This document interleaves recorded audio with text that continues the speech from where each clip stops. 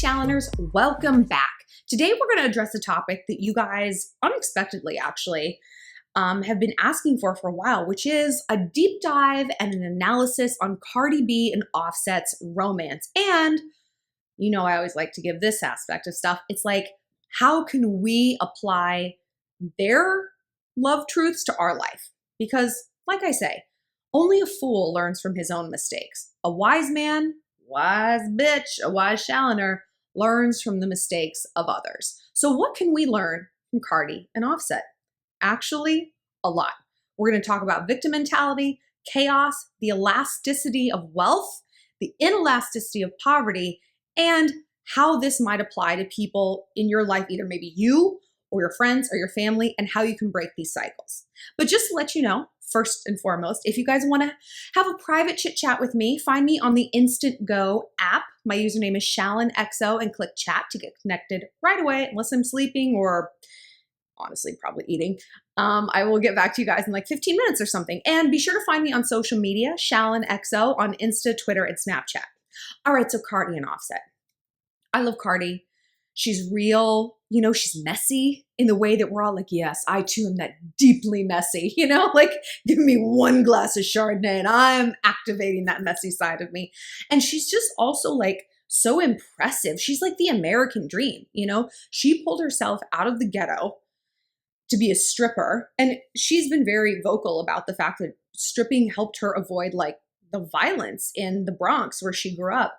And then she got on a reality show. And like, I feel like people like downplay like how hard of a leap that was. Like to go from like a girl on the pole to a girl on the TV. That's not easy. I was on a reality show and like, it's tough, you know, it's a tough gig. And then to parlay that into this thriving music career. And like when she first came out, like I was worried kind of like for her because I felt like people were laughing at her and it almost felt like just like the purest form of racism, really, you know, it's like, I just felt like people were laughing at her like ghetto-ness and it's like they were listening to her, you know, like they were laughing at her, not with her. And I was like, you know, she is such a good lyricist and she's such a good musician and she's such a shrewd businesswoman that like I really, really wanted to see her succeed because you know, God knows there's not enough successful, thriving women in Hollywood and certainly in the rap scene. Like, I really was so in her corner. So to see her go on and like have stuff with Bruno Mars and like such big hits, like yeah, good job, Cardi. But then there's her personal life. As up as her career is going, my opinion, her personal life, and I feel like we see this so often with famous women. Khloe Kardashian, Kylie Jenner. Like, I mean, you name it. We see a woman who it's like business-wise, they got it together. They're professional. They're setting goals. They're achieving them. And they've got a fuck boy in their bed. It's like a guy who's just a fucking clown who is, I mean, I don't think Offset's a clown. He's a very successful person on his own, you know? So is Tristan Thompson. So is Travis Scott. Like, so are other people who are in the news right now about their own shenanigans. And it's like, it's not like he's a bad dude, but together, these two are a bad pair. Why?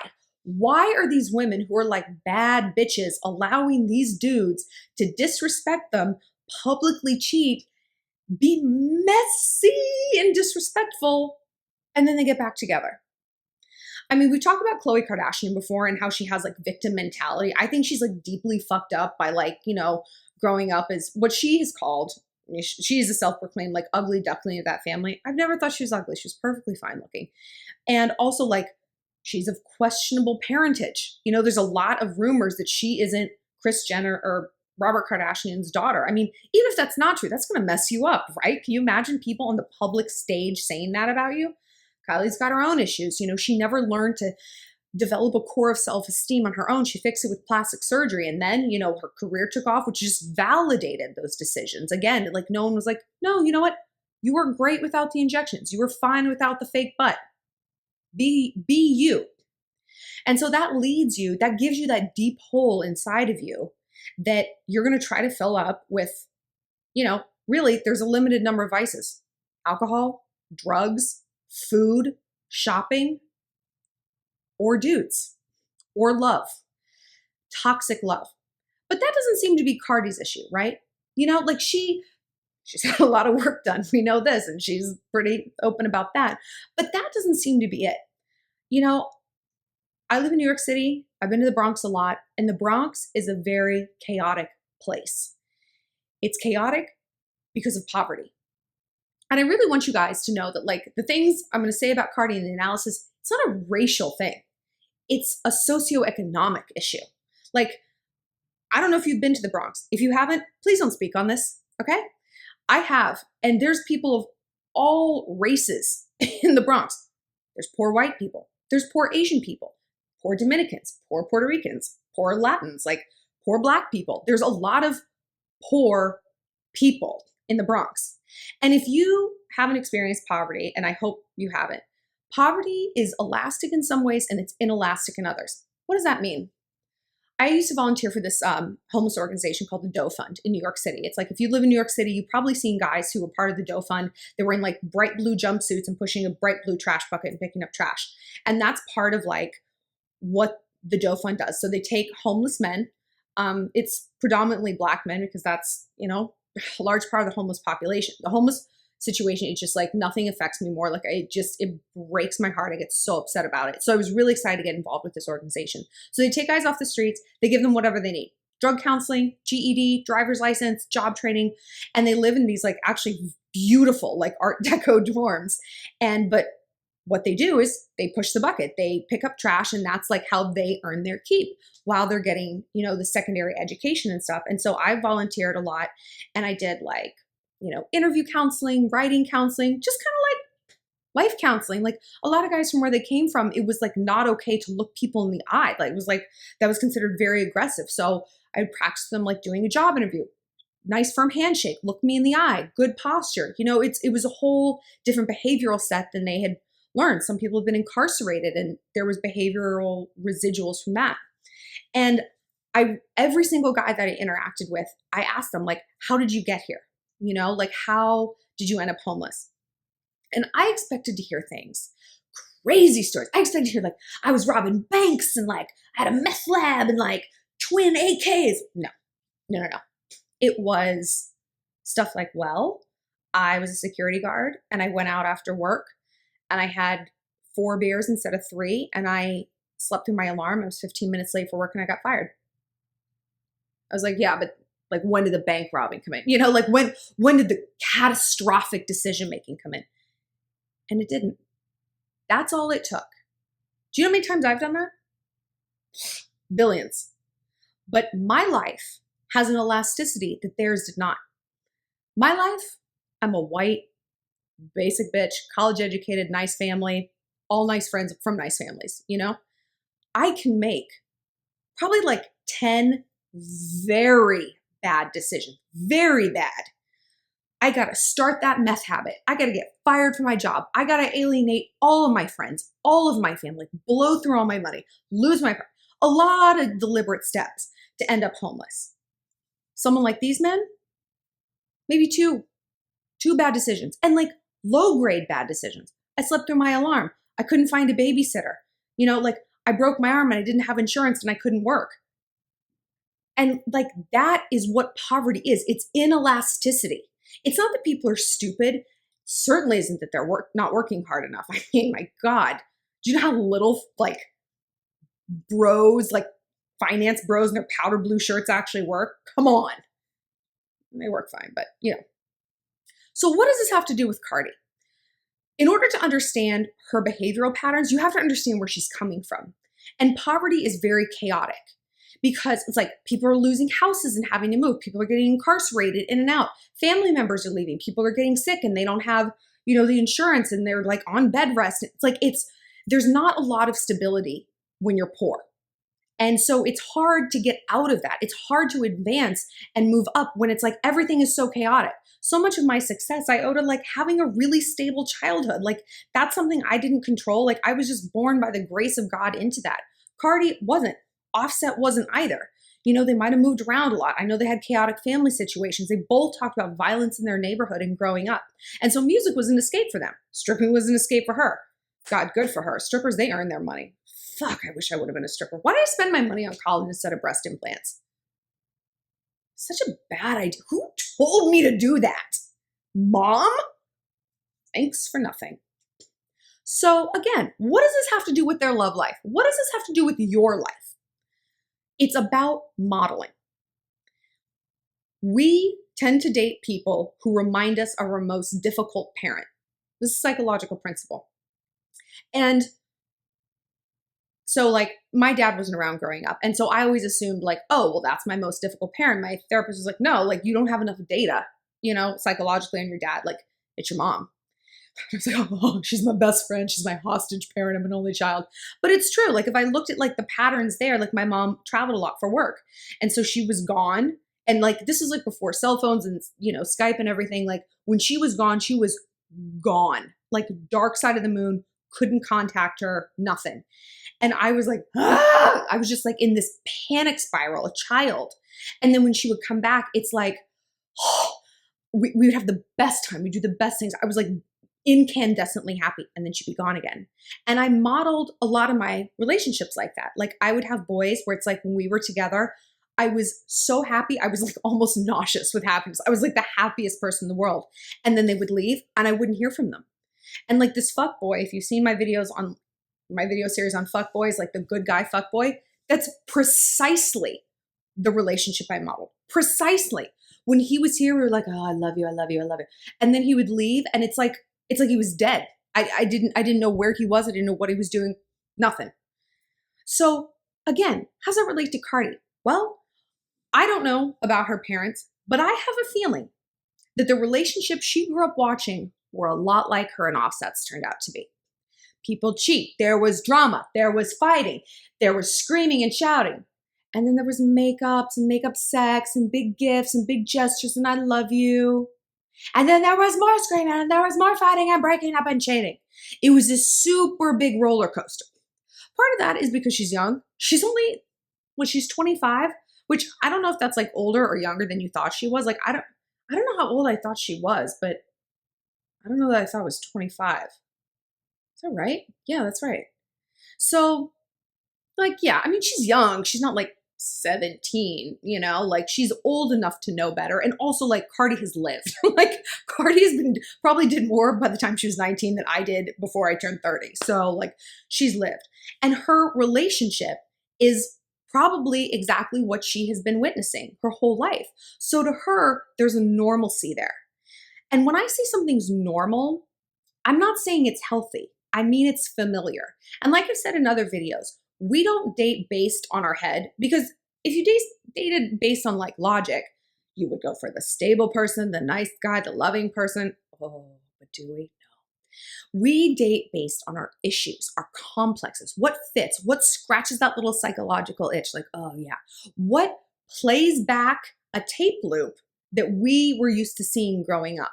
What looks familiar to us? And again, just because something familiar doesn't mean it's healthy. And when I say something works, not like it works in a healthy way, like her relationship with Offset works because of its familiarity. So in a way, it's not something she has to like think too much about because it's so familiar to her. She can anticipate the trajectory. People don't like surprises. Humans are actually quite emotionally cautious. And so for her, she's going to go with something that looks exactly like stuff that she's been seeing. And it's also going to be something that's validated by her social clan, right? So she's going to have this crazy relationship with Offset. And her sister, Hennessy, that's the name, is also probably having relationships like that. Maybe her mom and her dad had it. Maybe her aunt, maybe her cousin. But it's important because the people around her are going to be validating this as normal, If this wasn't working for her socially, it wouldn't be happening. If she had people who were like, we don't do this, she wouldn't do it, But she is, and so that's working against her, which, if you look at a lot of people like rappers and athletes and stuff who come up from like difficult financial circumstances in the ghetto, like one of the things they have a problem with is leaving behind like their crew. And there's a huge correlation with people who like took the fam with them, who end up like bankrupt, back in a life of crime. I mean, look at Tekashi. Like, he has the world at his fingertips. So talented. Record deals, selling out stadiums. And he falls in with the fucking gang. He's going to prison for the rest of his life. It's like, because you surround yourself with what's familiar because it's easy. And when the rest of your life is complicated, you're pursuing that music career, you're doing all these things. You have to have this cocoon of familiarity. And again, familiarity does not necessarily mean something healthy. So how can we apply this to our own life?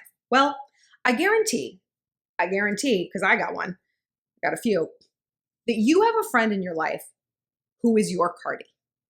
You know, that friend who's just like always got some drama, always up and down with her boyfriend, always showing up crying, always got this, and I need to talk about it. And at some point, you have to step back and you're like, what does this person want? Peace or victory? And I've talked about this in other videos too.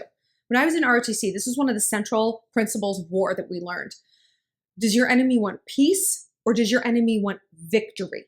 If you're going up against an enemy who wants peace, the solutions are actually very simple because if that's what you want, that's great. If your enemy wants victory, you fucked because they're just going to keep on going. You can try to like have a truce meeting, an armistice. No, they want victory. And if you look at someone in your life, like, is that what they want? Does your friend who's like this, does she truly want peace? Does she want a healthy, stable relationship? Or does she want the victory of creating a scenario that is familiar and unhealthy to her? If that's the case, you got to disengage. Cutting yourself off from a toxic friend is hard. Someone said to me the other day that toxic people aren't always mean. Toxic people can love you very much. And I was like, oh, like it's so true. We think of toxic as someone who's like, ha ha ha, ha, you know, scheming with a whiteboard and a string map, and they're like, phase the second. It's not always like that. You know, toxic people can love you, but they fucking drain you. They're like emotional vampires. And you're just like, I have nothing to give. And don't think it's a coincidence that maybe they keep going back to you for this issue. Because maybe this isn't familiar to you. Maybe you're like, oh my God, they've broken up again. I have to be here for, they cheated on you? Oh, that's crazy. Because yes, while people like the Cardis need to be validated in their social circle, they also need that one, you know, that outlet of pity, because that pity keeps fueling them. For Cardi, that outlet is her fans. You know, people like, fuck Offset, you can do better, and blah, blah, blah, you should leave him. So she's like, yeah, like it gives her that like that attention cycle that she needs. Maybe you have someone in your life who's like, you're the fan and they're the Cardi, that you just keep like being there for them. And for me to tell you to not be there for one of your friends is, I don't say that lightly. But if you notice a pattern where this has gone again and again and again and again and again and again, you have to ask, like, what emotional payout are they getting from this? Probably a good bit of it is attention. They're getting attention. They get to be the center of attention. Because when someone's in a crisis, guess what they're not doing? Asking how the fuck you are, right? I had a friend who, it like exhausts me even to talk about it. Like she was always in some crisis with some dude. And this is when I was engaged and having a lot of second thoughts. I was not in a good place, like not at all, like almost hospitalized with panic attacks. And like never once in 9 months did she ask how I was doing. Not one time. It was her, take, vampire, suck. And finally I was like, I cannot have you in my life. And I straight up said that. I was like, I can't do this. Like, this is not a reciprocal relationship. This is so one-sided and it's hurtful to me. Like it's damaging, but it's also like emotionally hurtful that like you just see me as this outlet for your needs and like my needs don't ever matter. That's not a friendship. The fuck even is that? Even prostitutes don't operate like that, you know? Like someone takes from them, they get money in return. I'm not even an emotional prostitute. But what if you're the Cardi? Ooh, yeah. Like I say, you can't change what you don't acknowledge, and we got to walk in the light of the truth. even if it hurts. And sometimes the light hurts. We walk outside and we're like, ah, my eyes. But you know what? It adjusts because you're meant to be in the light. So look at your life and be like, am I repeating patterns? Write it down on a piece of paper. Be like, what patterns have I seen my parents model, my siblings, my cousins, people that I look up to and admire? And if you really don't know, ask your friends. I guarantee they will tell you. I fucking guarantee. Don't necessarily maybe ask your family members because they might be too close to it, but ask your friends. Be like, do you see me getting into the same situation over and over? You won't even get the sentence out to be like, let me just pull out my notes. Yeah, they're going to be the ones with the whiteboard and the string period. Like, and over here, and July 17th, 2016, like they're going to have receipts. And it's going to be painful and it's going to be embarrassing. But that's what growth is. Growing is growing pains. That term exists for a reason. Sometimes we got to break open to break through and grow up. And I promise you it's worth it. So don't be the Cardi. Don't be the Offset. Don't be the Chloe. Don't be the Kylie. Be the you. Be the good you, the best you, the healthy you. Break the patterns. Separate from toxic people. Sometimes it's your family. Sometimes it's your friends. We can do a whole other video on how to separate from toxic people. It's a lot to get into. But honestly, a really good resource on this is Dr. Phil's book, Self Matters. I know you can poo-poo Dr. Phil as much as you want. The man knows his stuff. I don't know what kind of person he is off camera. I assume a garbage person like most celebrities, but like he is dope as a therapist. So check that out. It's a whole book on how to separate from toxic family members and how to carve your own path in this world because we only get one go around. We only get one shot at this. How sad to waste your youth, your precious non-renewable resource of youth on something that isn't feeding you. You're better than that. We all are. If you guys have more questions, like I said, leave them in the comment section. Or if you want to talk privately, find me on the Instant Go app and be sure to follow me on social media at ShallonXO on Insta, Snap, and Twitter. And click like and subscribe for new videos every Friday and a whole bunch in between.